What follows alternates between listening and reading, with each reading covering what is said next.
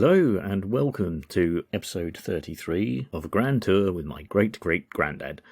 My name is Ed Hill, and this is the podcast that revolves around the journals of my great-great-grandfather William Mowbray Campbell Scott, written in the 1840s about his time travelling around Europe and subsequently the rest of the world, mainly Mexico.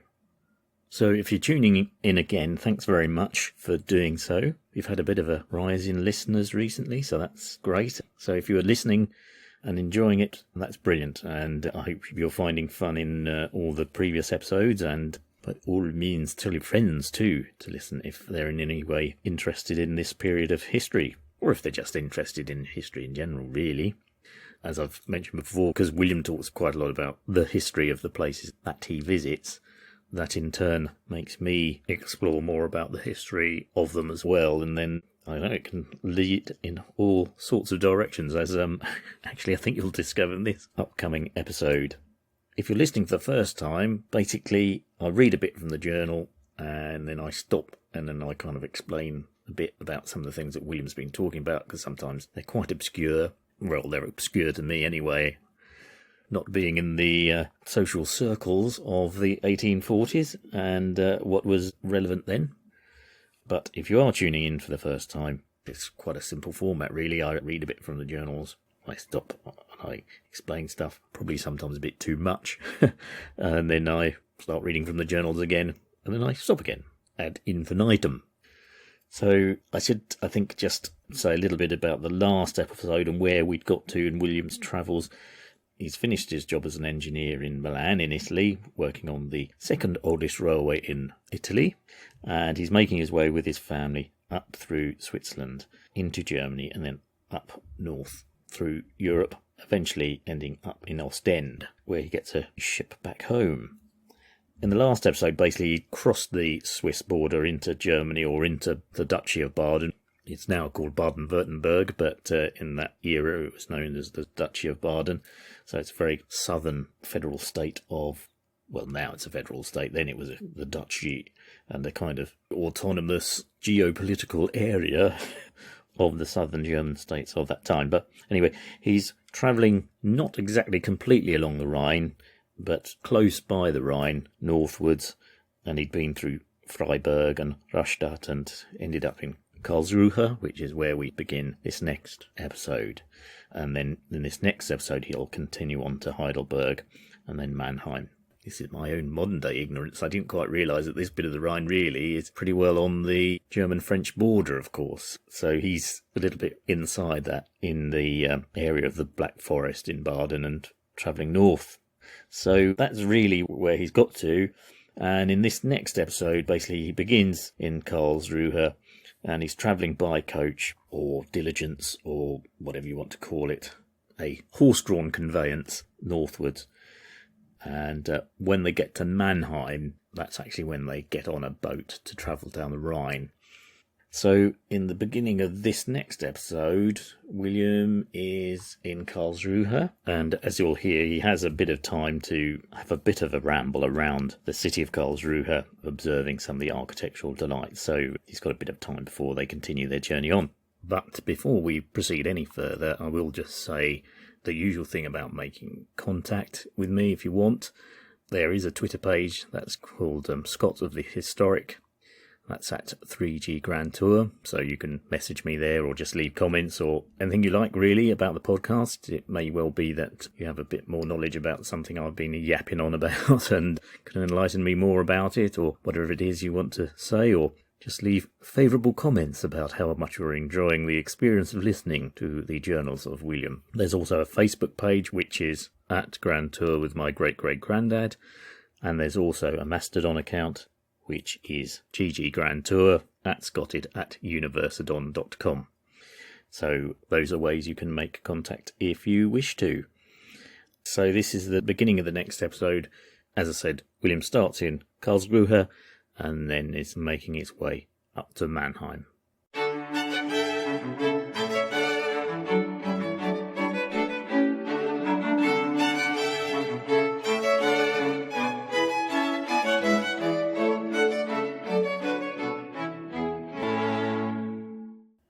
March 24th. Got up at 5 o'clock and away to ramble through the city, the capital of the Grand Duchy of Baden. This beautiful city was laid out in the year 1715 and is one of the most regular built towns in Europe. The palace of the Grand Duke stands in the centre, and from the large circular area in which it is built, 9 streets run at regular distances from each other to the circumference of a circle, enclosing the area of the city, and thus forming a star. Other streets again intersect these in parallel circles. On one side of the palace, the semicircle is laid out in walks, shaded by trees. There are 2 large basins of water, and in the centre of each is a fine marble fountain representing the 3 Graces, holding a large vase from which the water flows in one unbroken sheet. At the time of my visit, several swans were floating on the surface of the water. The other half of the circle is occupied by the botanical garden, which contains upwards of 6,000 different species of plants. The palace itself is a large and very fine building in the Corinthian order of architecture, richly adorned with sculptures. The interior is richly furnished and contains several galleries of fine paintings, a gallery of sculptures and antiques, and cabinets of gems and minerals, those in the latter department particularly rich. The library contains not less than 70,000 volumes and 3,000 manuscripts. The houses that surround the palace have all covered arcades in front, which in a country like this is extremely useful, protecting the pedestrians from the burning heat in the summer and the snow and rain in the winter. On the right of the palace is a theatre, a large and commodious building. Here is performed both the Italian and the German opera, as well as the drama. Directly in front of the palace gates is a broad and very fine street, about halfway down which stands the cathedral and town hall. The cathedral is a splendid and noble building in the Corinthian order of architecture. The portico embracing the whole front of the building is of beautiful proportions and most excellent workmanship. The general shape of the building corresponds with those of St. Peter at Rome and St. Paul's in London, 2 towers at the west end and a dome at the intersection of the cross. The town hall that stands directly opposite is a large plain and commodious building. In the centre rises a lofty square tower used for the purpose of an observatory. In the centre of the street betwixt the two stands a lofty obelisk, surrounded by representations of military trophies in bronze. A little lower down the same street is a statue in bronze of the late Grand Duke, placed on a pedestal of red granite, the sides of which are ornamented with bas-reliefs in bronze representing agriculture and the arts. The city is ornamented with several very elegant public buildings, amongst which the School for the Deaf and Dumb pleased me much, a fine structure in the Gothic style. There are also several valuable museums and cabinets, several institutions for the promotion of literature, the fine arts, and great numbers of charitable institutions. The arsenal is a large and commodious and strong building. It contains a cannon foundry and was well stocked with various munitions of war. The cavalry barracks are also in good taste, and at that time contained a regiment of cuirassiers. So these are armour-wearing cavalry soldiers, basically, so a particular type of cavalry soldier. The finest body of men I had seen on the continent. Their horses also, like the soldiers, were in excellent condition, and all their accoutrements in the best order. The city is walled round, and the gates are all in very good taste, but they always stand wide open, as Karlsruhe is a free city. There are no police stationed there to ask for your passport, or financiers, same as in the Lombardian cities, to tax all your provisions. The roads leading to the city correspond to its principal streets, and are planted with trees for many miles. The city contains several excellent hotels, and many elegant shops. The streets and houses are all remarkably clean. Some people think there is too much sameness and monotony about this city, but in that opinion I beg leave to differ. As though the streets are regular, there is a good variety both in the public buildings and private dwelling houses, the ground being laid out in allotments, the streets paved and drained at the expense of the state, but the houses were left entirely to the fancy of the builders. Karlsruhe is situated at a longitude of 15 degrees 33 minutes east and a latitude of 56 degrees 17 minutes north. Population 16,232. Okay, I'm going to stop at this point to say a few things about Karlsruhe, which is now a pretty big city in Germany, in the state of Baden-Württemberg. William talks about this palace, and quite interestingly, Karlsruhe is a relatively modern city in the sense that it was instigated in the year 1715 by the then Margrave ruler. I mentioned the Margraves, who were effectively like dukes of their areas, or sort of rulers of their areas. Anyway, the Margrave at the time was Karl William III, and he decided to build this palace in this location. There's various stories about why he decided to essentially start a new city here. The capital of Baden at the time was actually a place called Durlach, and there was a castle there that he resided in and stuff. But it's said that he had a dream one day and he wanted to start a new city, and so where he woke up was where he was going to build this new city, although some people say he just wanted to build a new city so he could build another palace to go away from his wife, who he didn't really like. Anyway, he's quite an interesting character, actually, Charles III. I'll call him Charles III. He actually had quite a distinguished military career before becoming ruler of Baden, but he was also a very keen gardener as well, and flower collector. You sort of had the yin and the yang there, I suppose. And he has got a famous quote, apparently, that he said, "Chaos in the world shall be started by a single hand." So I suppose he's talking about the influence of individuals on history, if you like. Slightly ironic, because as he became more established as the Margrave, he actually essentially almost reinvented the state behind his own rule, really. So he became very much the dominant figure of Baden at this time. But in some ways, he was seen as quite a founding father because it had gone through various conflicts and economic woes and everything. So his time as a ruler revived it a bit. But getting back to the city of Karlsruhe itself, William describes how the city is in this sort of circular form with roads diverging from it. And in fact, another nickname for Karlsruhe is the Fan City, because that's essentially how it was designed. The palace that William talks about, which he seems to obviously say at that time contained lots of historical antiquities and collections of artworks and things like that. It's now the State Museum of Baden with very many exhibits similar to that, so it's evolved into that. But anyway, the palace was, if you like, the centre of this layout of Karlsruhe in this fan-like shape with these roads emanating from a single point. And Karlsruhe, translated into English, actually means Charles's repose, or Charles's peaceful place, or something along those lines anyway.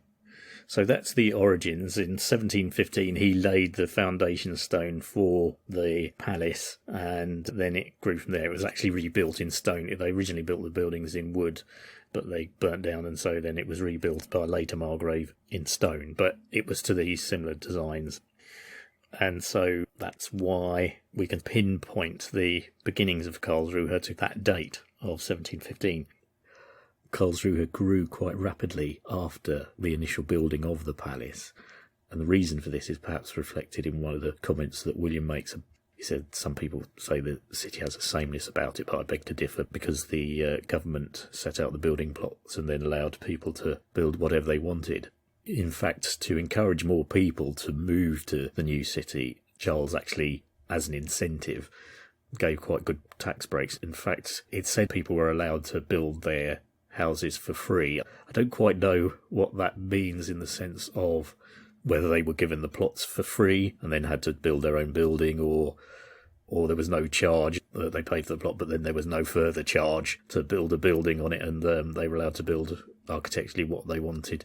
I don't know, but there was certainly this favourable regulation that really encouraged people to move to the city and led to its quite quick growth.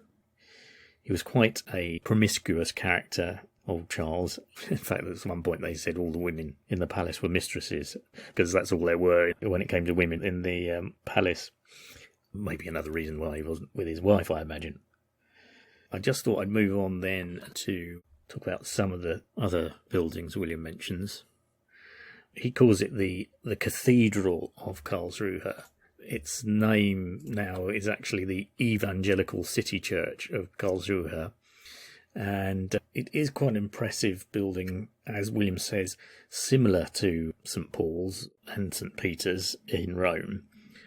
But I don't know if it's William kind of getting it slightly wrong.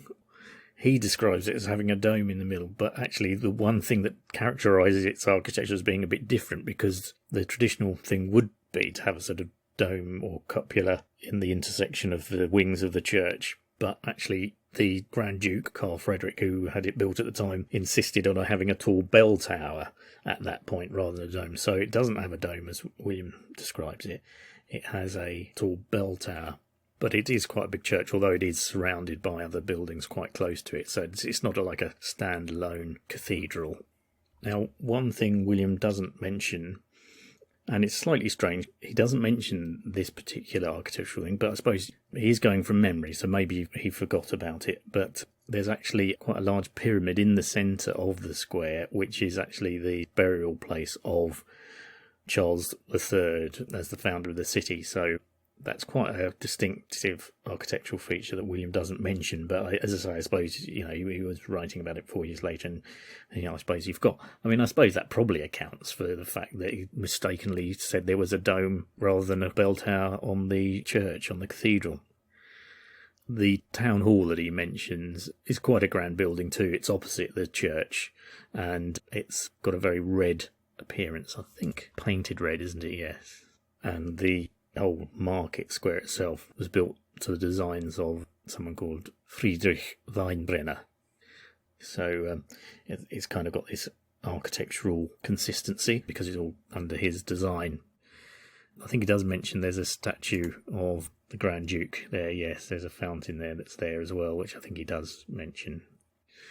William mentions particularly liking the building for the deaf and dumb.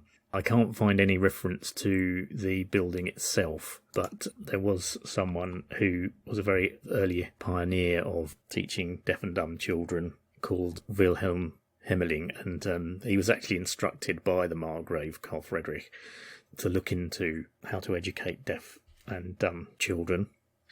And he went and learnt from someone called Samuel Heinecker about how he was teaching deaf children at the time, and they did set up this school in Karlsruhe for the purpose. But as I say, I can't find any images or pictures of the original building that William was talking about, but it was established at that time, and it was called the Karlsruhe Institute for the Deaf and Mute. Another pretty well completely unrelated but interesting addendum to talking about Karlsruhe. And this happened in 1907, and it was a kind of scandal that focused around a chap called Karl Howe. And he famously murdered his mother-in-law. But if you look into this story, it's full of all these various shenanigans that went on. He was sort of an international traveller because of his job.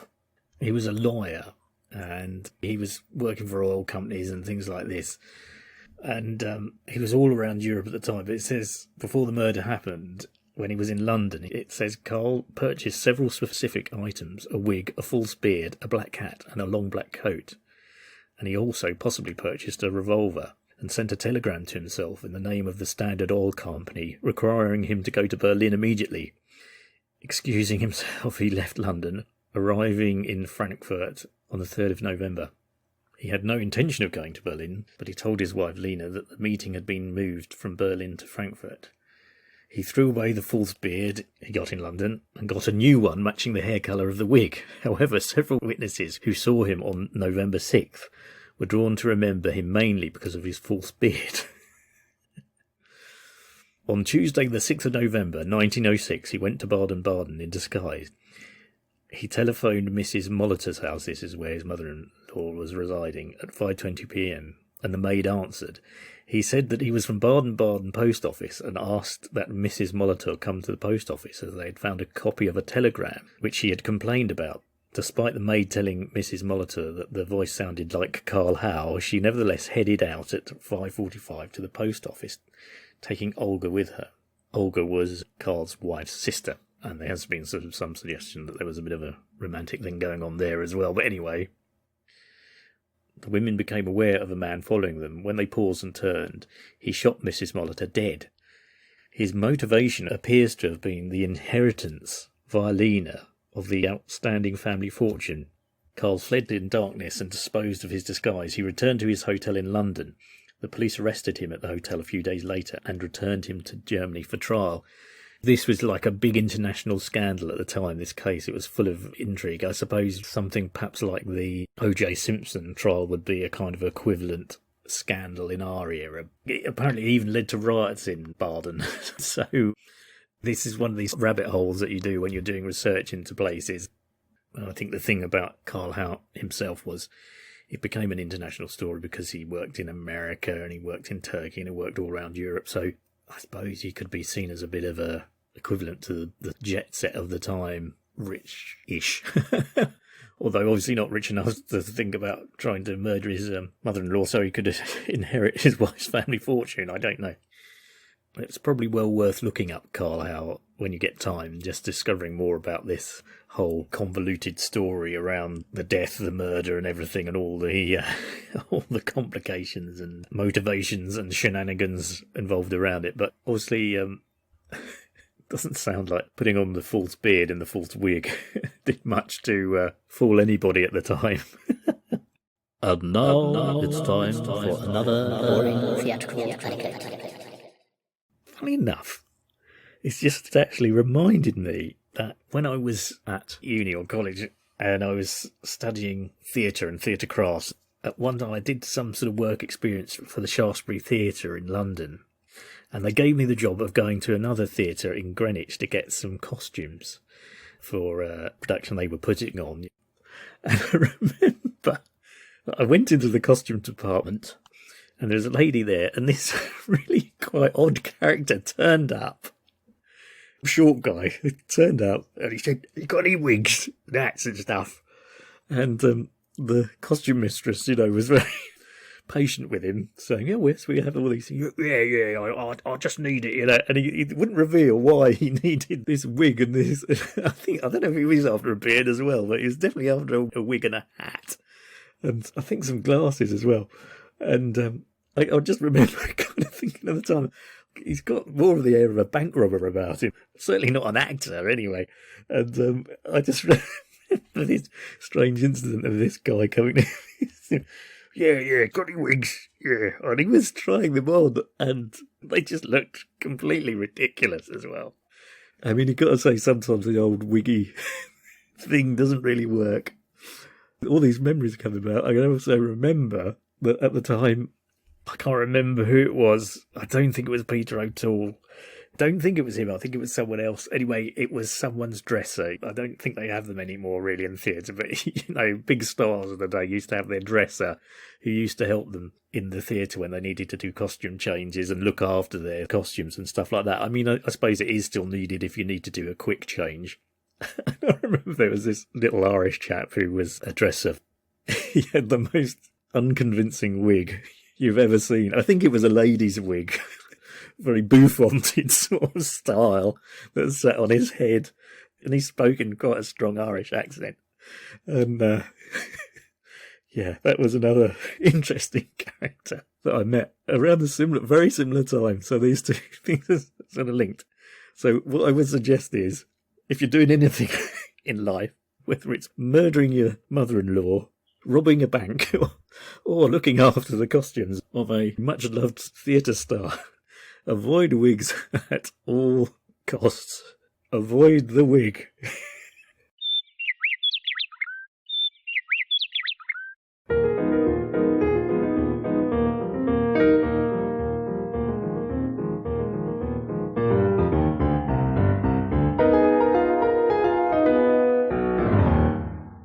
Having procured a post-chaise, we left Karlsruhe at 9 in the morning to proceed to Heidelberg and Mannheim.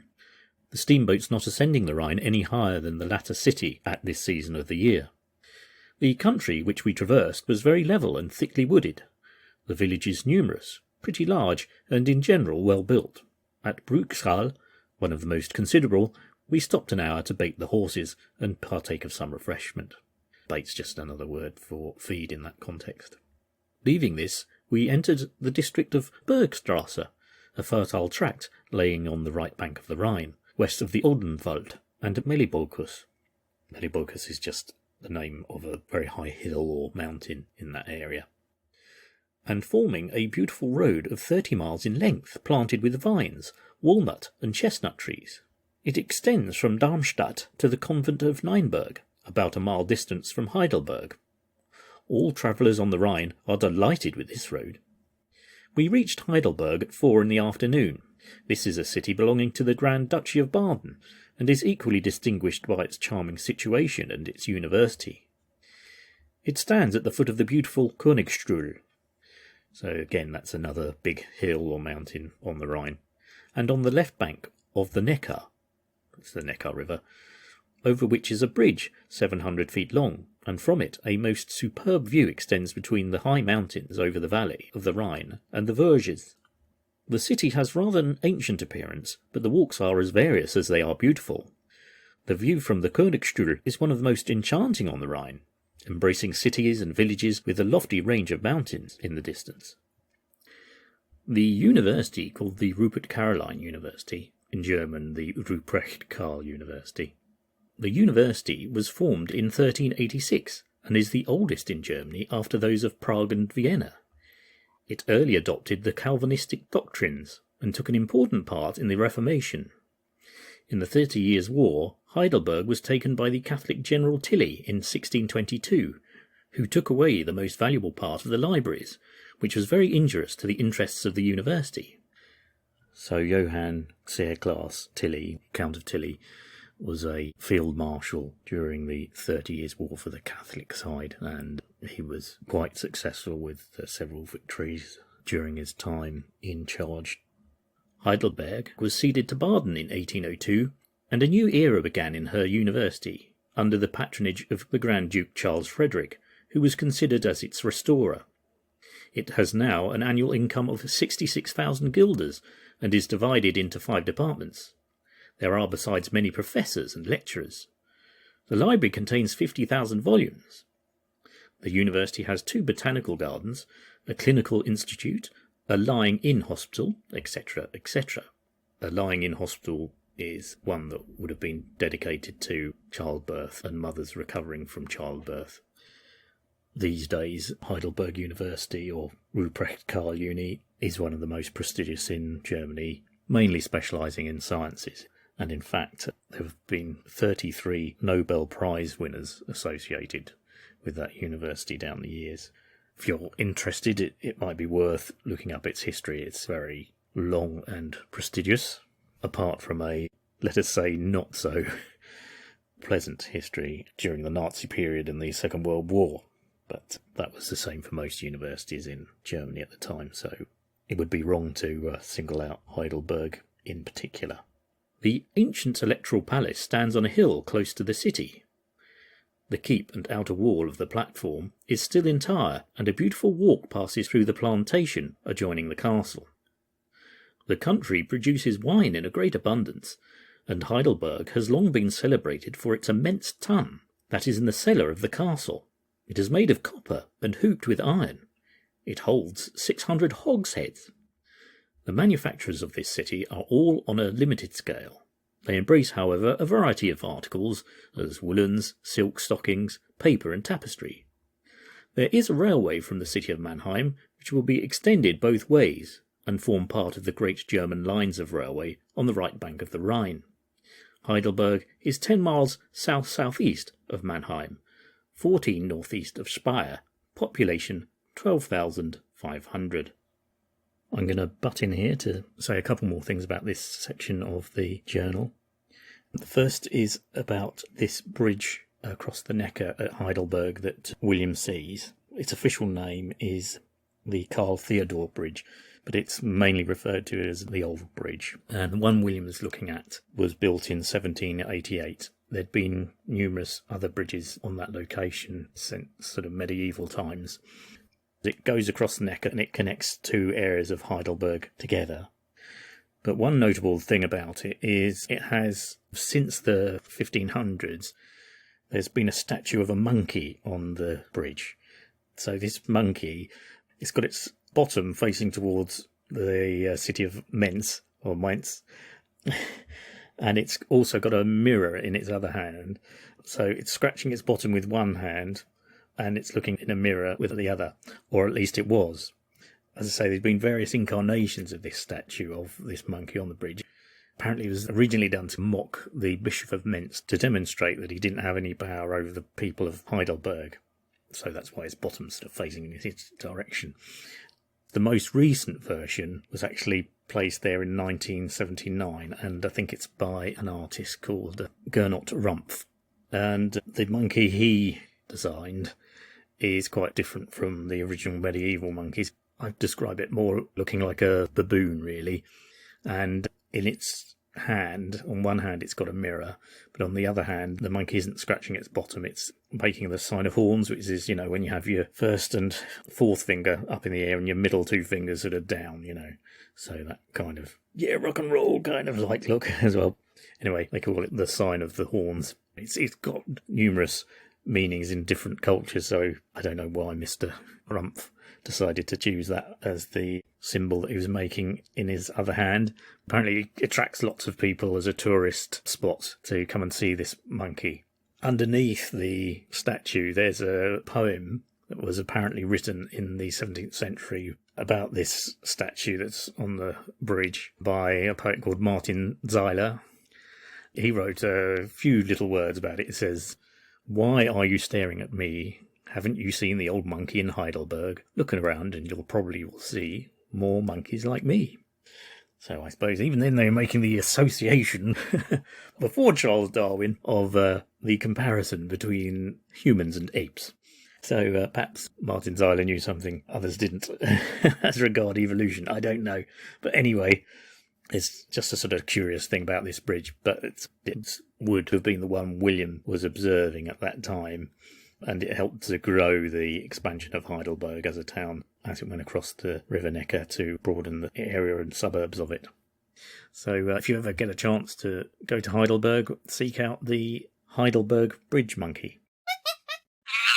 Now, the other thing I wanted to mention is this thing he describes as the Heidelberg Tun, or cask. So William describes it as this very big wooden barrel, and you can still go and visit it today. It's called the Heidelberg Tun, and it was supposedly meant to have stored a great deal of wine in it. These days it doesn't have any wine in it at all, and there's some debate about whether it was ever actually used in reality for storing wine. It's in the cellars of Heidelberg Castle.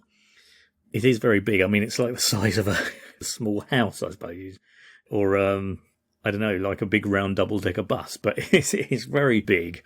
And obviously it's been a tourist attraction for many, many years. Apparently it was originally built in 1751. And when it was first built, it could contain 221,726 litres of wine. But over the years, because of the wood drying out and it shrinking ever so slightly, that's now down to 219,000 litres, or 57,854 US gallons. And it's said that 30 oak trees were reputedly used in its construction. Although apparently this wasn't the first. There have been actually 4 huge, great, big barrels like this in Heidelberg Castle, dating back to 1591. So this is actually the 4th one that was built.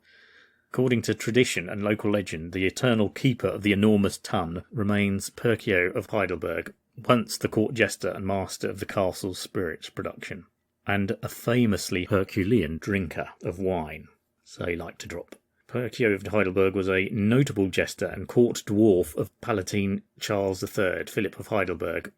As guardian of the great Heidelberg Tun, he has since become the unofficial mascot of the city and region. His name and story and image have been connected with a variety of festivals, traditional songs, cultural and scientific institutions, hotels, restaurants, and private companies in and out of the region ever since. So we see a well-known character of that time.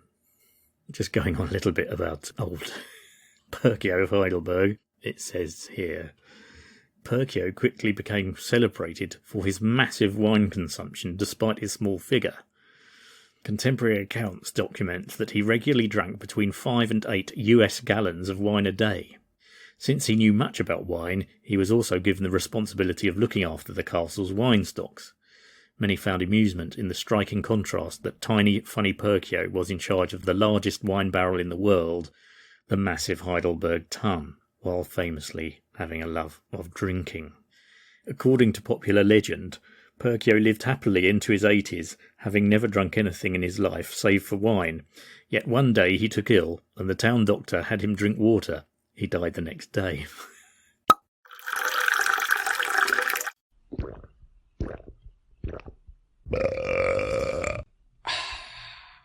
So that's this massive barrel. I'm not exactly sure Will sees it himself because he decides it as being made of copper, and it's not. It was made of oak.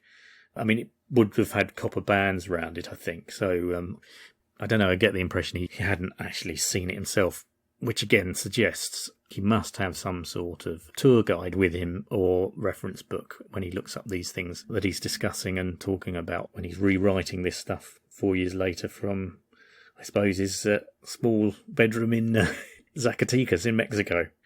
Anyway, if you ever want to see a huge barrel of wine, you can go and see it. Apparently the English writer Jerome visited it in 1890. He wasn't exactly impressed.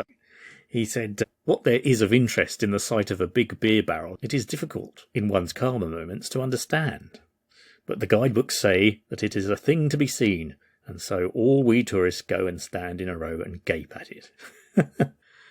Mark Twain, here he wrote in 1880, so a little bit before Jerome K. Jerome, "Everybody has heard of the great Heidelberg Tun, and most people have seen it. It is a wine cask as big as a cottage, and some traditions say it holds 18,000 bottles, and other traditions say it holds 1,800 million barrels. I think it likely that one of these statements is a mistake, and the other is a lie. However, the mere matter of capacity is a thing of no sort of consequence, since the cask is empty, and indeed has always been empty, history says. An empty cask the size of a cathedral could excite but little emotion in me." So even way back in the 19th century, I think it was being recognised as just a bit of a gimmick, really, to attract people to come and see it in Heidelberg.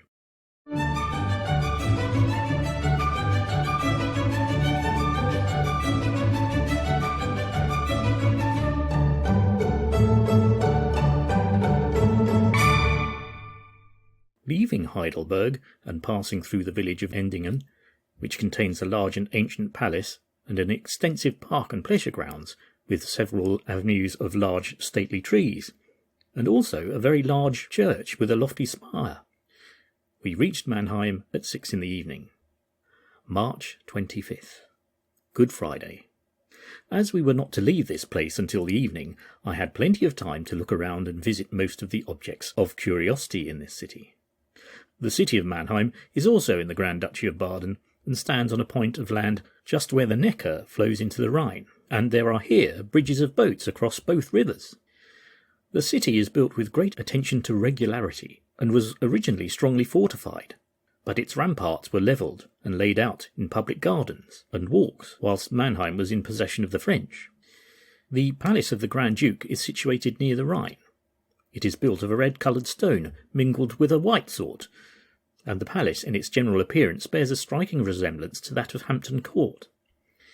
It suffered considerably during the bombardment of 1775, the theatre and physical cabinet being destroyed at that time, and the palace was considerably injured. Since that period it has suffered much from time, the material of which it is built being of a very friable nature, and very liable to decay. But it still contains several elegant apartments, with a gallery of paintings, cabinets of antiquities, natural history, gems, and minerals, and a library of more than 60,000 volumes. At the time of my visit, it was occupied by the Dowager Duchess and her daughters. The observatory is a noble building with a tower more than 100 feet in height, and well furnished with astronomical instruments.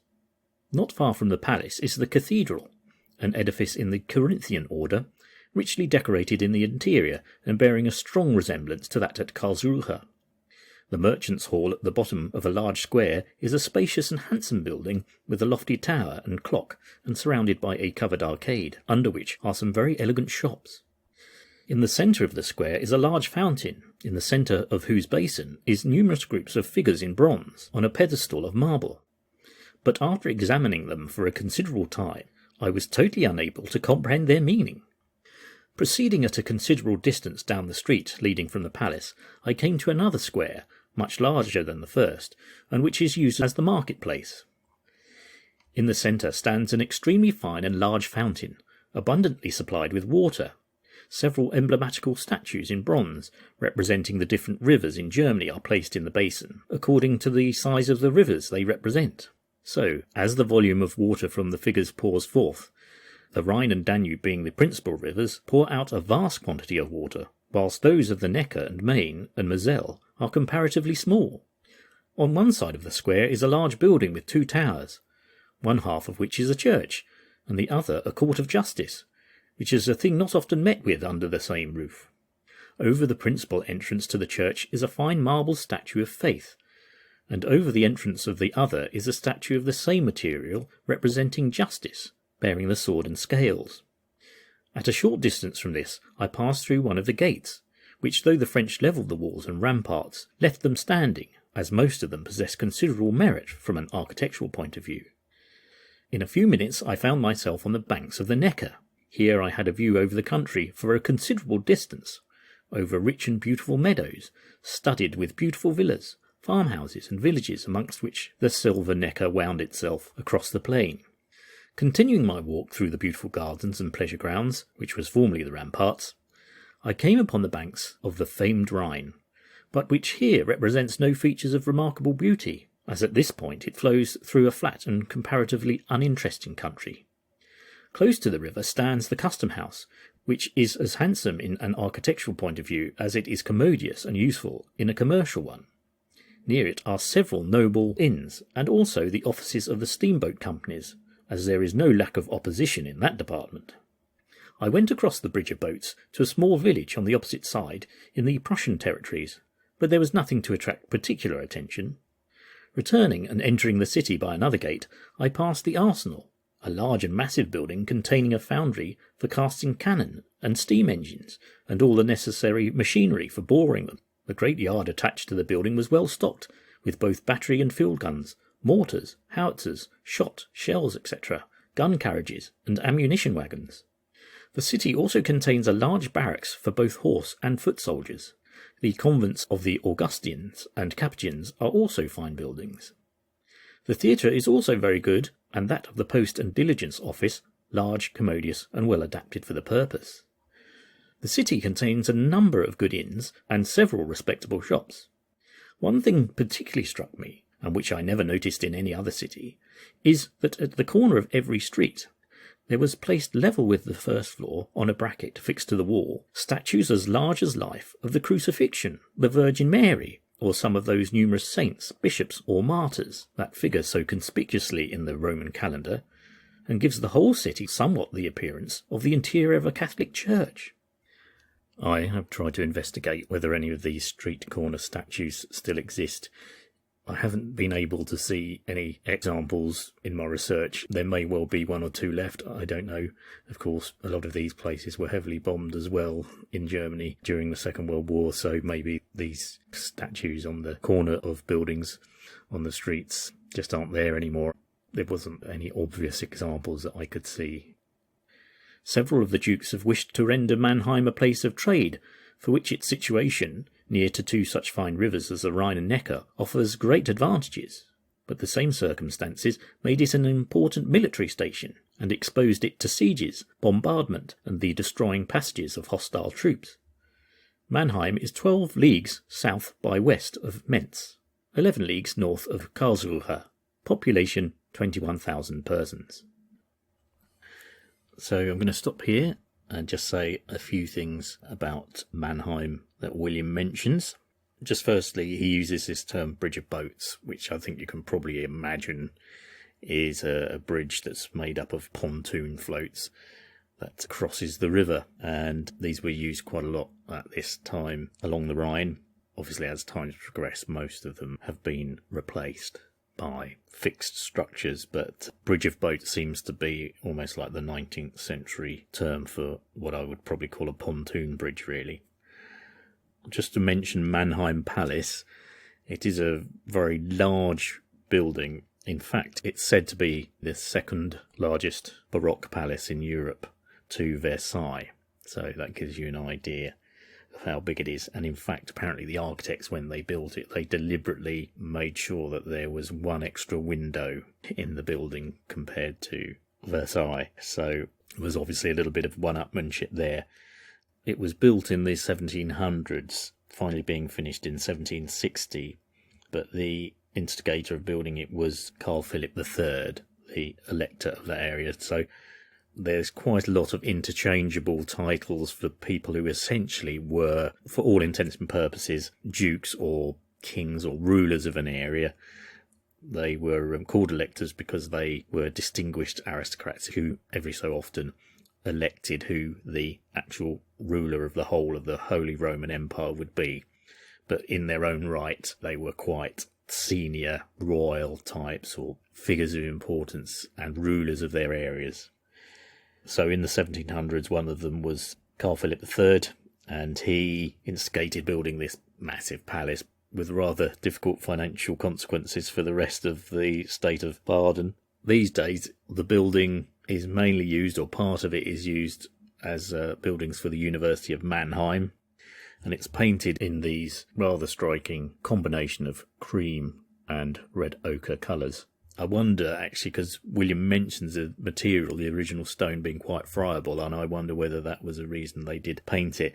It was bombed quite extensively in the Second World War, and in fact there was suggestions that actually the whole thing should be demolished, but that never happened. So then, over the years, it has sort of been refurbished and had the roof repaired. And you can go and visit it there. I don't know how many parts of it are sort of open to the public, but as I say, a substantial part of it is part of the University of Mannheim now. So just continuing on, because it's sort of part of this building, or part of this complex of buildings that make up Mannheim Palace, is what William refers to as the Mannheim Observatory. Now that building is still there as well.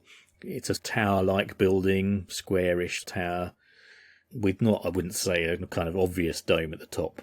But that was built in 1774, and at that time the elector was Carl Theodor, and he had quite an interest in science and astronomy himself and physics, and I think essentially became friendly with a physicist and astronomer called Christian Mayer, and Christian Mayer was the first court astronomer in Mannheim at that time. And between the two of them, they both wanted to see an observatory built. So they had this tower built, and Karl Mayer was involved in getting all the equipment installed in the observatory. And he was quite a successful astronomer, really. Apparently his main interest was binary stars. So although they didn't have great telescopes, I suppose they were just about good enough to tell. I'm not an expert astronomer, but apparently binary stars, generally when you look at them with the naked eye, for example, it just looks like one star. But if you look at them through a telescope, you can see they're actually two stars very closely together, and they're kind of linked by gravity and revolve around one another. And apparently this was an area that Christian Mayer investigated quite a lot, and he was also involved in observing several transits of Venus as well around Europe. And from one of those, he calculated that the distance between the Earth and the Sun was 146.2 million kilometres, and apparently that was pretty accurate. 3 million kilometres out. So for that time, that was pretty good mathematics. But it became quite a well-known facility for research and stuff, and it had one or two quite famous, or perhaps you'd say very famous visitors. Mozart visited the observatory. His name's in the visiting book, and Benjamin Franklin did as well. So, it attracted quite a bit of attention. And I think in the time that Mayer was there and involved in it, it was quite an active observatory. And it did continue this down the years until 1880, but I would say it sort of slowly declined. Also, it seems that astronomers after Mayer, for whatever reasons, didn't hold the position very long, or they fell out with other local dignitaries and lost their job or popped their clogs. There were all sorts of reasons. When the Napoleonic Wars happened, the observatory was quite badly bombed and sacked by the French troops, and apparently a lot of the equipment was taken from the inside. But as I say, the building does still exist today. It's now private studio flats, but you can go and see it if you wanted to. But it continued to 1880. Over the years, it had various newer, better refracting telescopes placed in it. But by the time it got to 1880, Mannheim had grown. it was probably quite bright and light around it, so it became less successful at being able to observe the night sky because there was too much light around. So they then moved the observatory to Karlsruhe. But at that time it was probably a fairly prominent building for William to have noticed it, I would imagine. And the last building I'm going to mention in Mannheim that William's talking about here is this, what is a combination building that he mentions it. He says it has two towers of what was the town hall and is St. Sebastian's Church. It's slightly odd, William, describing it as two towers, because it's a symmetrical building, but in the middle there is a tall bell tower, but either side there's these symmetrical buildings that house, they're all joined, but they house on one side what was the older town hall and on the other St. Sebastian's Church. So I wouldn't really call them towers. I mean, they are quite tall buildings, but obviously there's a bell tower in the middle. So William's description there is kind of slightly off or a bit odd. There is actually a nice picture of it, dated 1840, so I'll put that on the Twitter page because it's, you know, exactly at the time when William would have seen it, so you can see how it looks when William was observing it. In this square in Mannheim, there's this big fountain as well that he refers to that you can see in the picture. But it is a slightly odd combination, this, to have this town hall and church all in one building. On the town hall side, which I suppose as you look at it is on the left, it says Justice above the door, and on the right-hand side, which is St. Sebastian Church, it's got the word piety above the entrance. It's one of the oldest buildings in Mannheim, apparently, because after the 30 Years' War, a lot of Mannheim was destroyed, and so they sort of began reconstruction. So there's this plan of how the city would be laid out, and in about 1700, I think, another elector again, the Elector John Wilhelm, he decided that it sounds like they'd already begun to think about building the town hall, but then he wanted to have a church built as well. It's also wrapped up in a certain amount of religious, I wouldn't quite say rivalry, but an impetus to have a Catholic element in Mannheim as well, a place for Catholics to worship and slightly, I suppose, reinforce the power of the Catholic Church in that area in comparison to the Protestants, I suppose. And again, it's similarly coloured to Mannheim Palace, again with this sort of ochre and cream colour painting of the exterior. And as I say, in the middle, it has this big clock tower whose bells strike at the appropriate time. But also on the outside, it's got what's called a carillon. That's Carillon. And this was installed in 1956 by someone called Frederick Wilhelm Schilling. And basically, it's a kind of mechanical ensemble that's attached to the outside of the building, you know, with moving parts, and it plays a little melody, and these are usually at timed intervals during the day. In this case, it's described as a 23-voice carillon, so it plays at 7:45, 11:45, and 5:45 in the afternoon. It has 6 reels with 6 songs each, and each roll is used for a month, and then it's changed by hand, so it's quite a nice little thing. I don't know if I've got a particular picture of this one. According to here, Frederick Wilhelm Hanscott Schilling, who installed it, was a famous bell maker.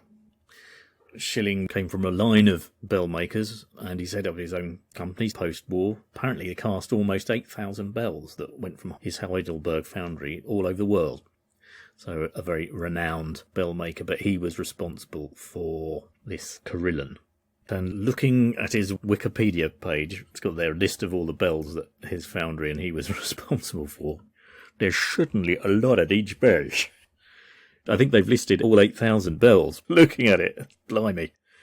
But fortunately, I do have a recording of the Glockenspiel Ein Jager ausgepfalzt, which apparently is an old German folk song about hunting. I do have a recording of that, and that's one of the songs that this carillon on the side of St. Sebastian's Church plays. It says, the Song of the Hunter from the Electoral Palatinate. So that's the Song of the Hunter, yes. A hunter from the Electoral Palatinate. It's a well-known German folk song that deals with hunting and the pleasures associated with it. The song originally had a crude sexual meaning. In modern songbooks, however, the barely concealed suggestive verses of 3 to 4 are not printed. The symbol of the cuckoo in stanza 6 refers to the procreation of illegitimate children.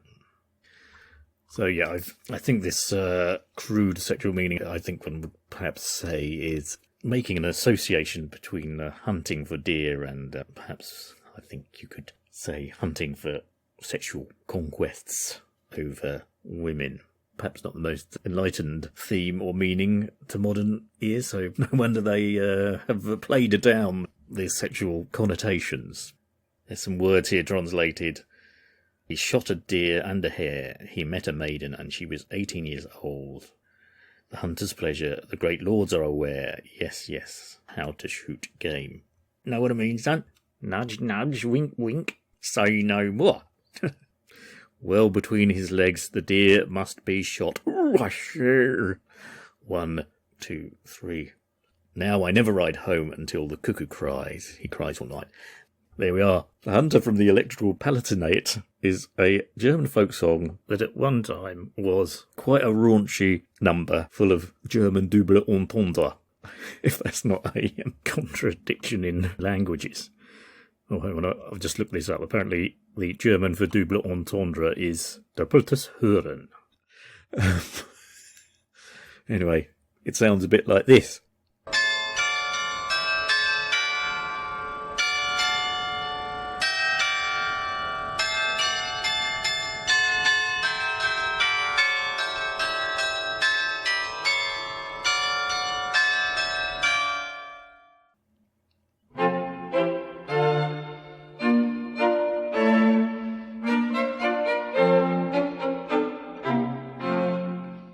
Right, I'm going to end the episode here as William describes the singular building of Mannheim Old Town Hall and St. Sebastian's Church, as it seems a good place to stop.